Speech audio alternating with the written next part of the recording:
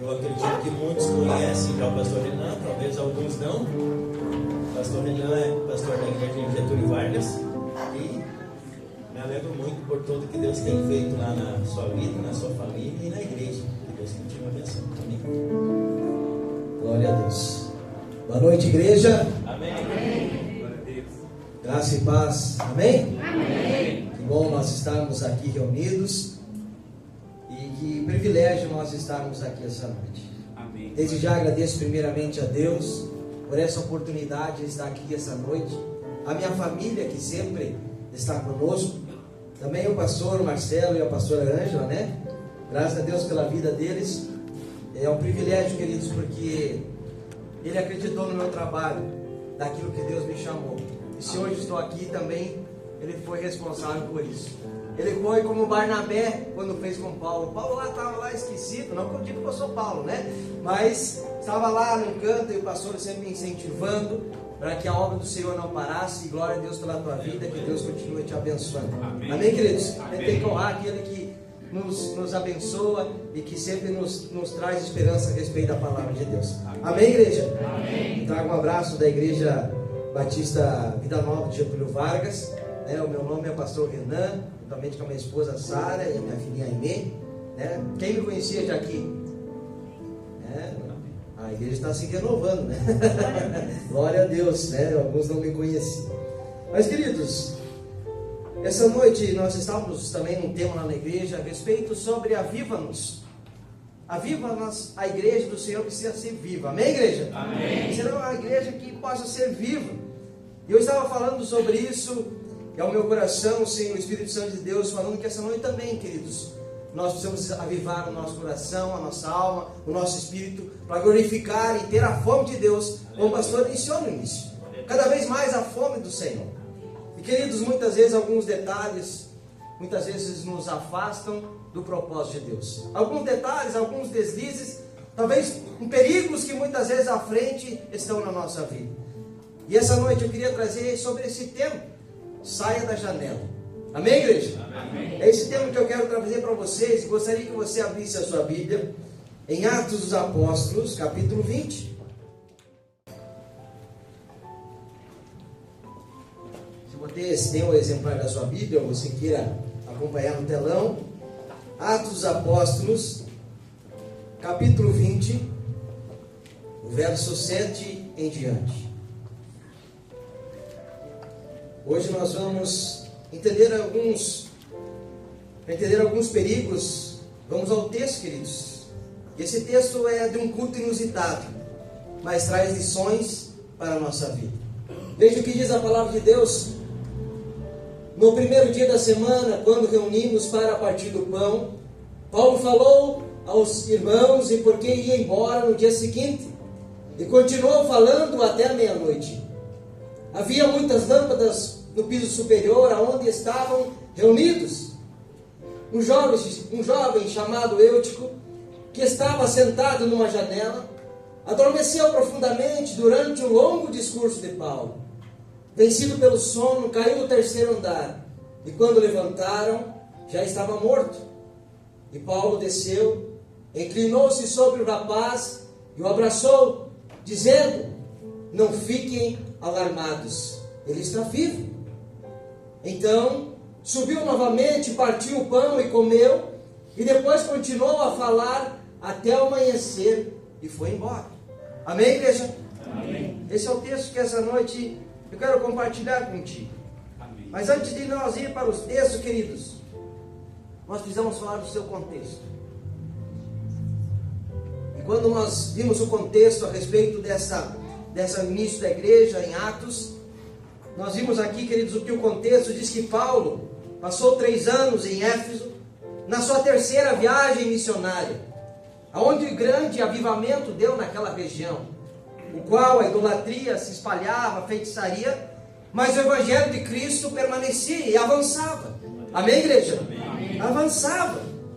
E, queridos, Paulo, ele tinha um princípio nesses anos, era recolher contribuições das igrejas gentílicas. Paulo queria ir a mais breve possível a Judéia, para ajudar os necessitados, queridos. Por quê? Porque naquele tempo diz que em 41 a 54, diz que o imperador Cláudio diz que grande um estrago em Roma, e aqueles judeus o qual estavam foram expulsos dali. E todos eles voltaram para a Judéia, só que voltaram com uma mão na frente e outra atrás. E Paulo, sabendo das dificuldades dos seus irmãos, Paulo, onde passava ali em Éfeso, conseguiu trazer algumas contribuições para ajudar os seus irmãos. Esse era o contexto. Então Paulo, ao caminho de Jerusalém, nesse caminho que ele estava indo para lá, esse era o seu destino. Mas Paulo chega numa cidade portuária, que você talvez já conheça, chamado Troade. Amém, igreja? Amém. Diz que em Atos capítulo 16, ali também fala que Paulo, nessa cidade de Troade, é onde Deus fala com ele, através de que ele tinha para ir para a Ásia, mas Deus disse não. Em revelação disse não, passe a Macedônia. E hoje, através dessa visão aí, você temos o Evangelho de Cristo. Amém, igreja? Amém. Através disso. Então, Troade também fala a respeito dessa cidade, que Paulo nesse momento passava aflições. Em 2 Coríntios capítulo 2, Paulo revela à igreja de Corinto que em Troade ele passava por aflições, choros, angústias, porque ele não recebia notícias da igreja de Corinto. Assim fala em 2 Coríntios capítulo 2 a respeito disso. Então naquele lugar era um período no qual Paulo também estava passando por aflições. E diz a palavra de Deus, diz que Paulo fica ali 7 dias. E no último dia, que Paulo ia ficar no domingo, né, o último dia da semana, domingo, fizeram um momento de ceia, assim como nós estamos aqui essa noite, amém, igreja? Relembrando do sacrifício da cruz do Calvário, Paulo sempre queria deixar guardado no coração da igreja, a não se esquecer da aliança que Cristo fez conosco. Paulo sempre estava querendo dizer àquela igreja, e nós hoje muito mais, queridos. E diz que se reuniram no cenáculo, no 3º andar. E Paulo começa um sermão, diz que era meia-noite, muitas luzes aonde estavam, mas diz que um jovem sentado à janela adormeceu e caiu, e que o jovem morreu. Mas Paulo, chegando até ele, disse: está morto, mas ainda tem alma. Abraçando aquele moço, ele volta a viver. Glória a Deus. E Paulo e os irmãos então voltam a cultuar, sem dar muita ênfase naquele acontecimento do jovem ressuscitar. Paulo serve a ceia, termina o culto no clarear do dia, e Paulo vai embora, e a igreja fica consolada. Esse é o contexto dessa palavra, desta noite. Mas antes, queridos irmãos, e específico, me façam lembrar a respeito daquilo que a mensagem de hoje é para sair da janela. Eu me lembro quando eu era criança, quando eu era bem pequeno, nós morávamos no interior, e quando nós vinhamos para a cidade grande, né? Cidade grande é Erechim, nós dizia a cidade grande, né? Aí nós vinhamos aqui, e tinha uns parentes que moravam em prédio, moravam em edifícios. E eu, como pequeno, nunca tinha chegado àquele andar. A minha ideia era sempre olhar para o lado de fora, sempre ir mais no lado perigoso. A mãe dizia: sai da janela, querido, sai daí, querido. Né? A mãe ficava com medo, porque eu estava lá na janela, medo de cair. Naquele tempo não existia tantas armações que tem hoje. Então minha mãe ficava assustada: e sai dessa janela, não fique nessa janela. Então nesse texto, queridos, a respeito dessa janela, o qual também minha mãe ela tinha esse cuidado com o filho. Nesse texto, queridos, também nós vamos entender sobre isso essa noite. Olhando para essa cena, podemos tirar muitas reflexões desse texto. E a primeira que nós precisamos entender é que a janela é um lugar de distração. Queridos, o jovem estava no lugar certo, ele estava no culto. Amém, igreja? Amém. O jovem estava no lugar certo, estava cultuando a Deus no 3º andar do cenáculo, onde era pregada a palavra de Deus. Estava no maior dos pregadores, talvez Paulo. Imagine você cultuando a Deus e o pregador, não sendo eu, mas o apóstolo Paulo. Imagine você o conhecimento daquela noite, o qual Paulo estava falando. Mas diz que naquele culto abençoado o qual estava, diz que naquele momento o jovem disse: não, mas eu estou vendo uma janela ali aberta, vou tomar um refresco, tomar um vento, lugar mais confortável. Não era para nós estar... Na nossa ótica, querido, quando olhamos para isso, de ir para a janela, tomar um vento, muitas vezes talvez nós, eu e você, faríamos. Porque hoje nós temos o ar condicionado, hoje nós temos confortável, mas naquele tempo não existia ar, não existia nada. E talvez, diz que há mais de 300 pessoas estavam no cenáculo aquele dia, aquela noite. Então devia estar um calor. esse jovem disse: não, eu vou para a janela tomar um refresco. E olhando, queridos, para tudo isso, lugar confortável muitas vezes nos traz muitos perigos.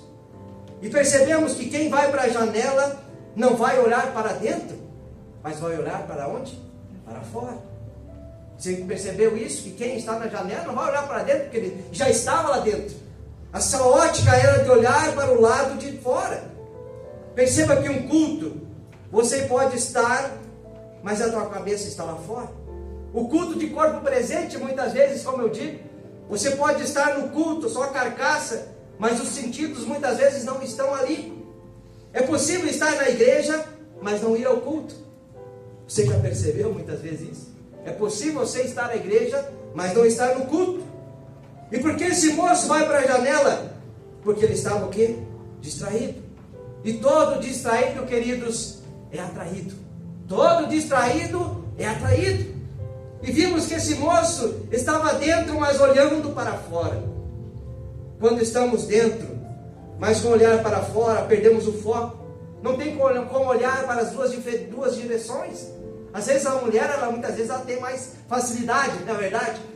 Mas eu não consigo estar fazendo uma coisa e de repente estar fazendo outra ao mesmo tempo, nada certo.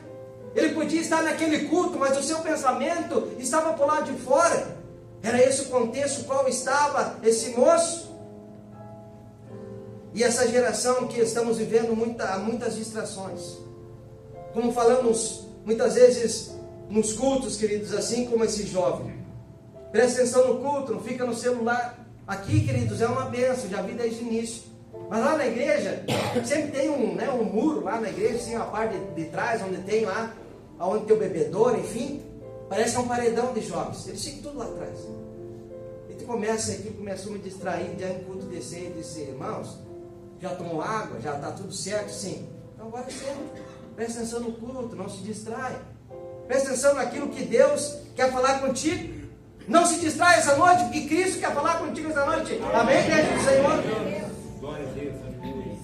E é isso, queridos, que muitas vezes são pequenos detalhes que nos tiram o foco daquilo que Deus muitas vezes quer falar conosco. O inimigo, queridos, que mais tem agido são nas distrações. Não só aqui dentro, mas lá fora também. Há muitas distrações, queridos, que nos tiram o foco de Cristo Jesus. Eu me lembro, quando no início da nossa caminhada cristã, lá no interior em Quatro Irmãos, quem conhece Quatro Irmãos? Naquela metrópole, né? 100 mil pessoas, né? Queridos, tem um jovem que fazia louvor conosco, eu também, né, fazia parte do louvor, misericórdia. Eu sempre digo lá para a igreja, né, eles dizem: olha, fazia parte. Eles dizem: pastor, era feio mesmo, a situação era crítica. Mas, queridos, lá sabe como é a igreja do interior, tem que chutar e cabecear na área, né? Então fazia um pouco de tudo para que a obra do Senhor avançasse. Amém. Mas eu tinha um amigo meu, um irmão, o qual, queridos, era mais ou menos como esse jovem. Ele estava na igreja, nós fazíamos louvor, mas ele só estava de corpo presente. Ele fazia aquilo porque ele era obrigado, porque sua mãe e seus pais diziam: não, vai lá, fica lá. Mas chegou o tempo que ele pegou a maioridade, que ele já não precisava mais. Foi só apenas um detalhe, que antes as distrações já puxavam ele. E, queridos, nessas distrações, um dia, quando estava totalmente fora dos caminhos do Senhor, ele sofre um grave acidente. Aqui numa estrada, aqui, acho que é entre Áurea, é nesse lugar por aí. E diz que esse jovem, o qual era nosso irmão lá em Cristo Jesus, ele sofre esse acidente, um acidente grave, e aquele companheiro que estava com ele, infelizmente, morreu. Mas ele sobrevive àquele acidente. Mas aí, queridos, ele chega a uma situação do qual o médico estava falando, diz que esse moço, quando ele recebe tudo aquilo, diz que ele ia viver, mas ia ficar tetraplégico. Veja a notícia do qual ele recebe essa notícia, estava lá no hospital. E quando nós chegamos, eu e minha esposa, e lá estava a mãe dele, também uma mulher do Senhor, uma mulher que ora, uma mulher que está na presença de Deus. E nós vemos aquele moço naquela situação, e quando falávamos com ele, as lágrimas nos olhos deles caíam. E naquele momento nós oramos, nós intercedemos pela vida daquele moço. Durante algum tempo, não para a glória nossa, mas enfim, aquilo que Jesus fez na vida daquele jovem. Aquele jovem qual tinha um plano, qual talvez muitas vezes ele não imaginava daquilo que estava acontecendo. Mas aquilo que os médicos falaram, não foi assim que aconteceu. Cristo abençoou a vida daquele homem, daquele jovem, e curou a vida dele. E hoje ele está vivo, ele está bem. Está com as costas dele, quando você vê, ele mostrava assim, era tudo, né? Tudo feio as costas dele, daquilo que foi feita as cirurgias. Mas, querido, foi apenas uma distração que tirou ele da presença de Deus e quase levou. Mas graças a Deus, ainda que Jesus teve misericórdia da sua vida. Mas são as distrações, muitas vezes, queridos, que nos afastam da presença de Deus, que, queridos, podemos, os lugares confortáveis, muitas vezes, queridos, pode sentir o cheiro de morte. O inimigo hoje age mais nas distrações, queridos. As distrações, muitas vezes, são pequenas, mas elas muitas vezes tiram o foco nosso em Cristo Jesus. Hoje de manhã eu pregava a respeito da ceia, falar de exalar o bom perfume de Cristo. Você sabe que o sábio Salomão também fala a respeito disso, do bom perfume, o perfume qual diz em Eclesiastes capítulo 10, fala a respeito disso. Diz que uma mosca cair dentro de um perfume, ela estraga o perfume inteiro. São pequenos detalhes que muitas vezes, distrações mínimas, que nos tiram o foco de Cristo Jesus. E para nós exalarmos o bom perfume de Cristo, são pequenos detalhes que muitas vezes tiram aquele aroma suave que é das nossas vidas, porque Cristo está em nós. Amém, igreja? Ele triunfou na cruz e Ele está conosco. E hoje celebramos isso, agradecendo a Ele e em memória dEle aqui essa noite. E, queridos, o segundo ponto, o que chama a atenção também nesse moço, queridos, é o cuidado com o lugar confortável. E que senta na janela, acomodado, confortável. Um dia esse irmão, pastor, na sua igreja eu me senti bem. Eu vou num lugar que eu não posso me sentir bem.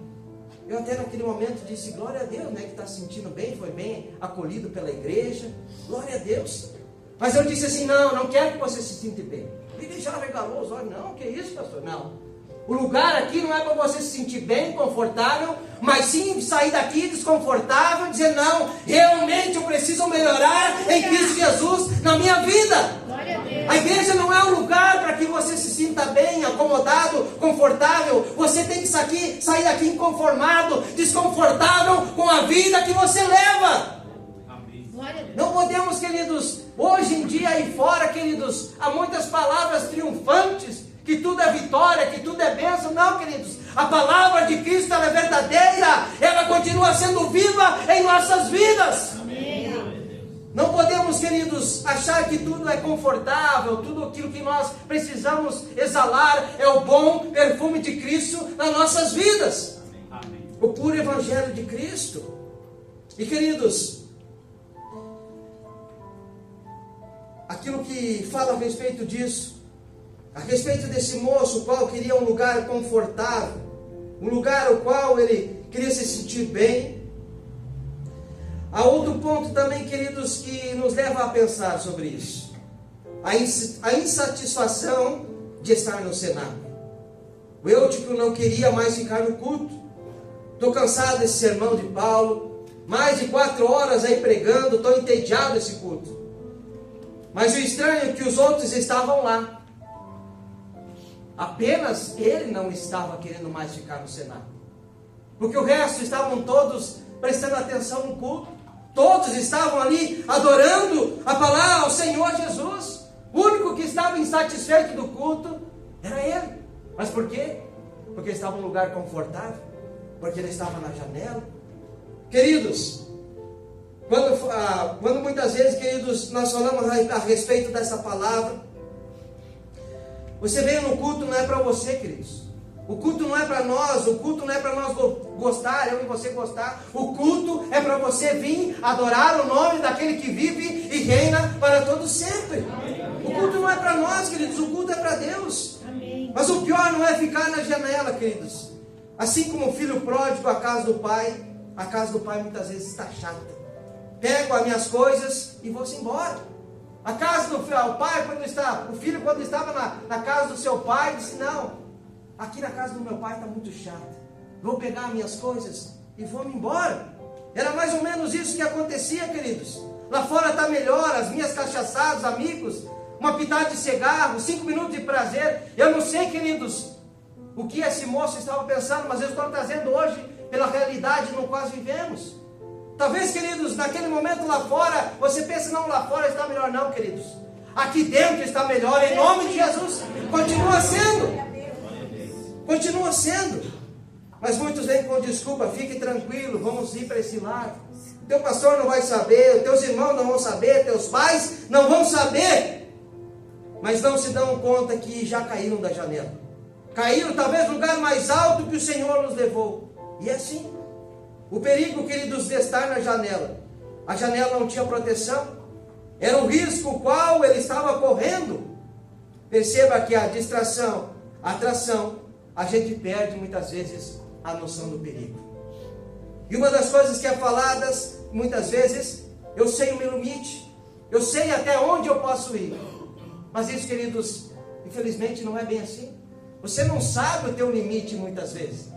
Isso, queridos, não, eu vou fazer isso aqui porque eu sei até aqui eu posso ir. É só uma coisinha, é só um detalhe, queridos.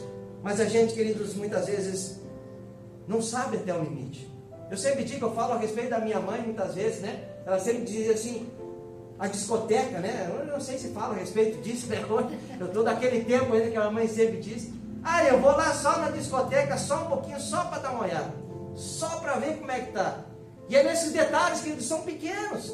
Os jovens que estão aqui, me convidaram para ir a tal lugar, às vezes é um pequeno detalhe.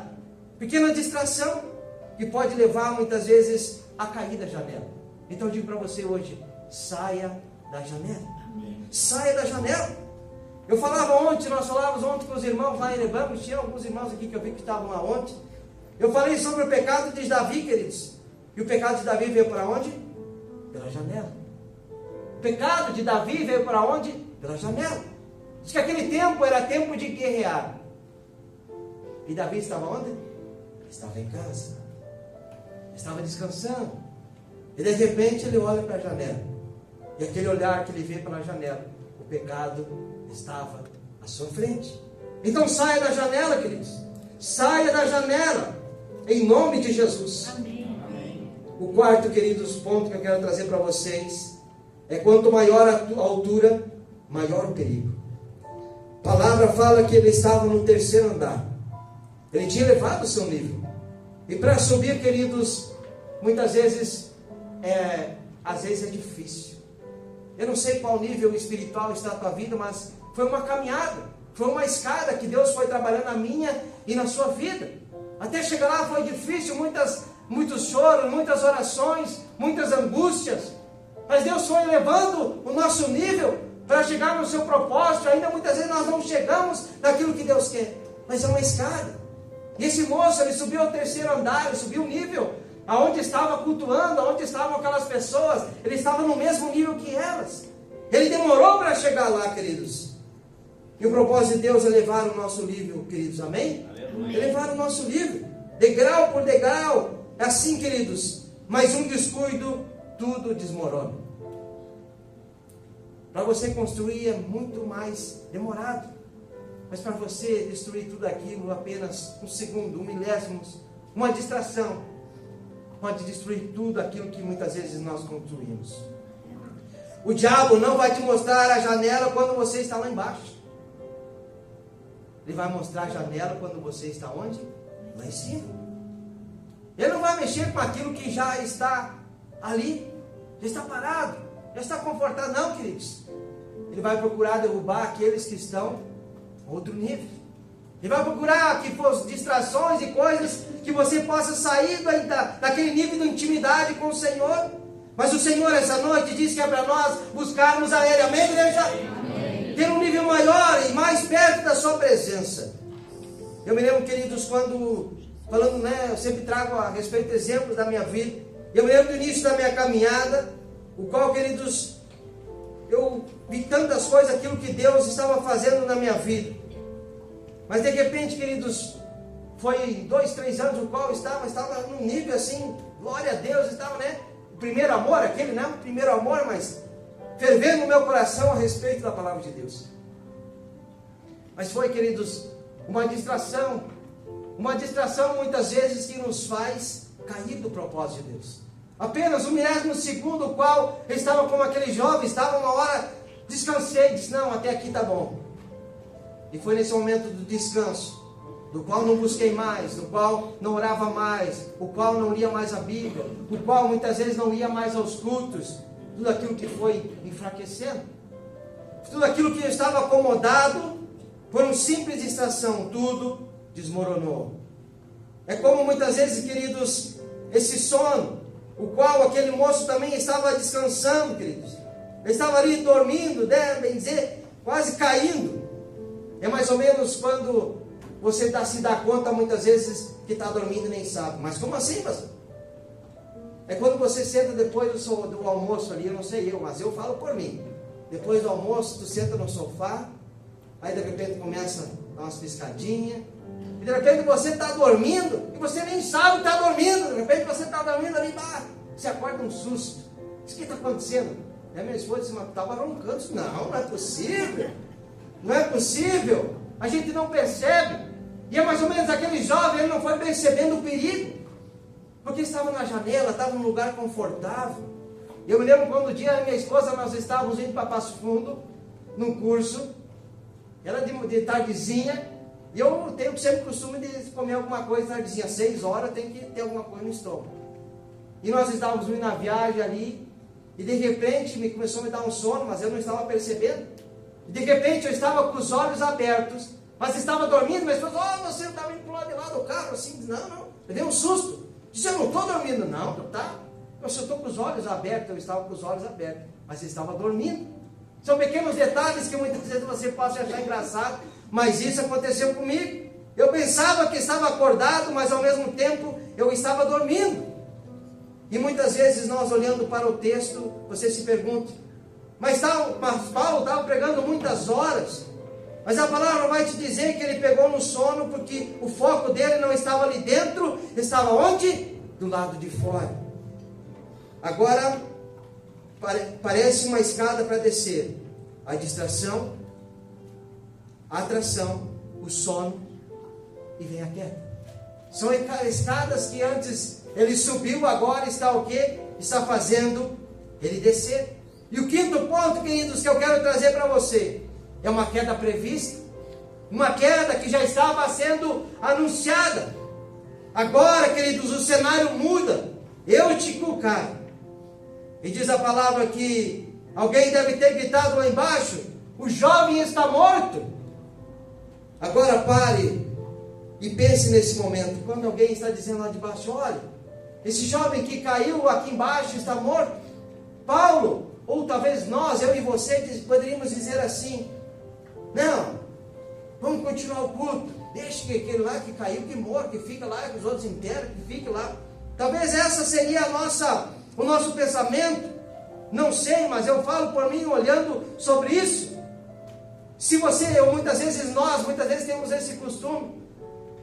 Eu falei, eu te dei conselhos, você ia cair. Muitas vezes a gente diz isso, quando a pessoa cai, diz, eu te aconselhei, eu te disse, você foi nesse caminho, você caiu.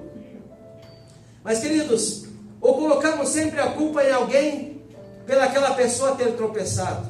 A igreja, o pastor, o irmão, isso, aquilo. Muitas vezes acontece isso. Mas Paulo, queridos, nos mostra algo diferente. Que devemos olhar mais de perto aqueles que caem. Paulo poderia dizer, vamos continuar o culto, deixe que outras pessoas enterrem. Mas Paulo desce. E porque ele não quer ver mais alguém caído. Porque ele não queria mais ver ninguém caído, queridos. Paulo, vendo ele sem sentidos. Mas aquele momento, fala aí que o texto diz, em outra versão, não na NVI, em outra versão, não fiquem alarmados, porque ele ainda tem alma. Ele ainda tem alma, não fiquem alarmados, ele ainda tem alma, ele é uma alma vivente, por mais que pareça estar morto, mas ainda esse jovem tem alma. Queridos, o Senhor então ressuscita esse jovem.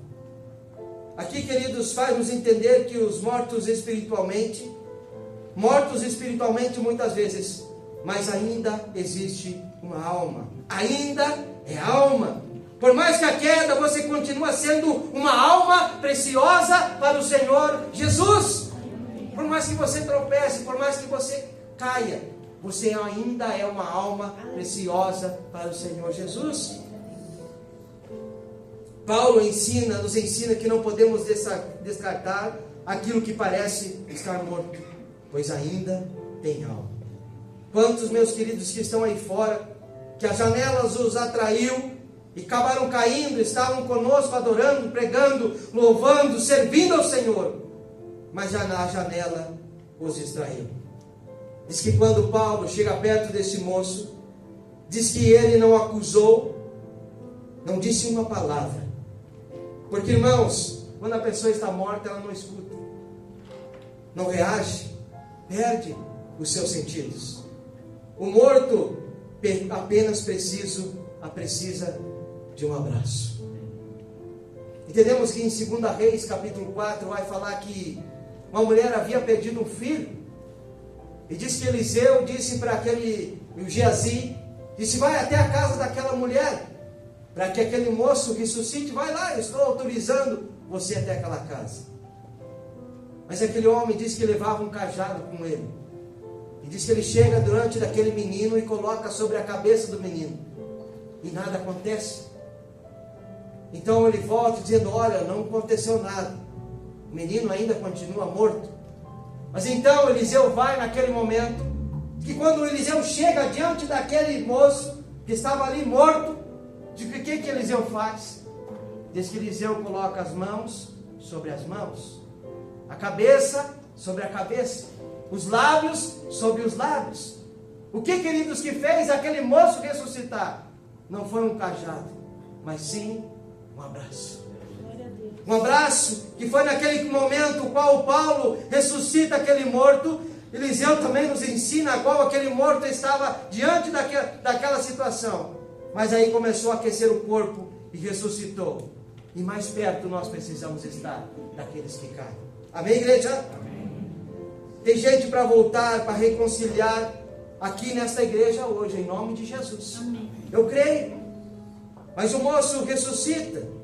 E diz que ninguém glorifica pelo milagre, porque a palavra de Deus, o culto ainda precisa continuar. Amém, igreja? Amém. Eles poderiam estar ali, ao redor daquele moço, dando glória a Deus por um milagre, mas não, queridos. O culto ainda precisava continuar. Tá tarde, Paulo, vamos embora, poderiam dizer eles. Já aconteceu esse desastre, vamos parar pelo culto, está bom até aqui. Mas talvez quem que foi que continuasse o culto agora, que aquele que não queria mais estar no culto, agora disse: não, vamos voltar para o culto. O Eutico disse: não, vamos lá, vamos voltar a adorar o Senhor. Aquele que não queria mais, agora está voltando ao cenáculo.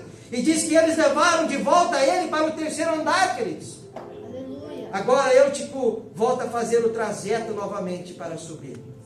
A oportunidade de voltar ao lugar da onde ele esteve. E hoje você também tem essa oportunidade de dar o seu primeiro passo. Voltar ao terceiro andar. Experimentar um dia que você já viveu. Não queria que o culto terminasse, que depois do culto ainda muitas vezes você queria orar, continuar ainda falar com o pastor, fazer grandes coisas. Não era assim. Você terminava o culto e disse: não, mas eu queria que o culto não terminasse, queria que o culto continuasse. Muitas vezes nós queremos isso, que o culto não termine.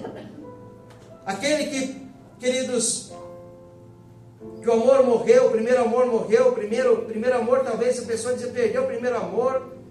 Mas, queridos, não se perde o primeiro amor. A palavra vai dizer que quando João teve aquela visão a respeito de uma igreja, fala que você deixasse o primeiro amor.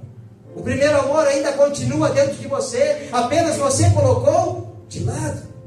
Deixasse o primeiro amor. É você deixar, não está falando que morreu dentro de você, não é que se apagou, apenas você deixou de lado o primeiro amor. Aquilo que um dia fervia no seu coração, na sua vida, mas eu creio que nesta noite vai experimentar algo novo da parte de Deus sobre a sua vida. Eu creio, em nome de Jesus. Você pode estar ferido ou na janela, mas a palavra diz: de onde caíste, te arrependa, ainda é oportunidade. Saia da janela. E queridos, o texto continua, diz que mais agora ninguém arredou o pé da igreja. Ninguém arredou mais o pé daquele culto. Ficaram até amanhã, de manhã cedo, cultuando a Deus. Muitos que estavam ali, que parecia que era o fim, quando aquele moço caiu, apenas era o começo daquele culto. Amém, igreja? Apenas era o começo. E foi agora que não tinha mais ninguém na janela. A ceia do Senhor foi servida. A igreja estava reunida, assim como nós estamos aqui nessa noite. Talvez, eu não sei como você chegou aqui essa noite, esperando só que o culto terminasse, esperando que as horas passassem, que essa palavra do pastor está muito longa, que o culto está muito demorado. Talvez foi essa a tua expectativa, a tua chegada. Mas eu creio que o Senhor mudou a tua visão aqui essa noite, em nome de Jesus. Mas o Senhor tem um plano para você aqui essa noite, para que você saia da janela, de onde você caiu, aonde a sua chama apagou. O culto ainda não terminou, queridos. O culto ainda não terminou. E hoje, para encerrar, eu trago a mesma cena de uma história, com poucos detalhes diferentes. Talvez você conheça essa história. Você conhece aquela história sobre o muro? Amém, igreja? Alguém conhece? Poucos talvez conheçam, talvez todos. Diz que estava um homem em cima do muro. E diz que de um lado estava um anjo de Satanás e do outro lado estava um anjo de Deus. Diz que os anjos de Deus diziam para aquele moço: desça para o nosso lado. Desça, venha ficar conosco. Mas diz que o anjo de Satanás não falava nada. Não dizia nada. E aquele moço que estava em cima do muro ficou encasquetado sobre aquilo. Mas por que os anjos do Senhor estão me chamando para mim descer do muro? E Satanás, os anjos de Satanás não estão dizendo nada. E aí ele faz uma pergunta aos anjos de Satanás: mas por que você não chama eu para estar do lado de vocês? É porque você já está do nosso lado. Porque o muro é nosso. A janela que estou falando aqui hoje, queridos, a janela é aqui é mais ou menos eu uso o muro. O muro, o qual muitas vezes você pensa que está naquela janela, pensando que você está por lá de dentro. Mas automaticamente a janela não pertence ao Senhor. A janela já é um lugar onde você vai dar pequenos detalhes, pequeno sono que você tiver, você vai cair. Essa introdução que eu trouxe a respeito disso, a respeito dessa palavra, queridos, fuja da janela, amém, igreja? Amém. Fuja da janela. Saia da janela da indecisão. Você precisa tomar uma atitude na sua vida. Assim como Josué. Assim como Josué. Josué disse: eu e minha casa serviremos ao Senhor. Mas por que Josué disse isso, queridos? É que o outro povo não queria Deus. E Josué disse: olha, se vocês não querem a Deus, se vocês não querem adorar a Deus, mas eu e minha casa serviremos ao Senhor. Aleluia. Josué teve que tomar uma decisão sobre a sua família, sobre a sua vida. Talvez hoje você esteja nessa decisão sobre seguir a Cristo ou não seguir. Ou talvez você diga: pastor, eu nem na janela estou. Mas quem estava na janela talvez nem percebeu o perigo que estava. Eu não sei qual a decisão que você precisa tomar na sua vida esta noite, mas eu creio que você precisa sair dessa janela, desse muro qual talvez você esteja vivendo, para que você tome uma decisão na sua vida. Eu já gostaria de chamar o louvor aqui em cima. Posso, né, pastor? Em nome de Jesus.